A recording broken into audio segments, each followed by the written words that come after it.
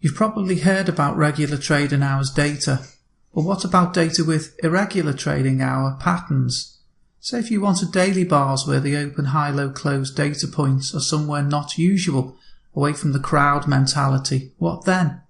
How can you optimize your trading edge in a more exotic time frame?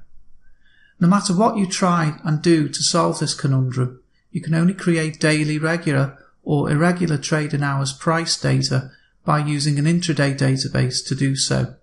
You can't just visit a daily data vendor and ask for this stuff. It requires something much more clinical. Daily bars are forever static. There's no in-betweenness that you can work with when testing at this time frame. So go irregular, set open, high, low, close data points wherever you need them during the trading cycle. For instance, you can test daily data bars based on an overnight session of FX or currencies. Is there an exploitable edge on the overnight session between, say, 2200 hours and 0400 hours the following day? Perhaps there is, or perhaps there isn't, but the point is you can create this data to find out. Simply read it into your backtesting software and treat it like any other data set. Job done.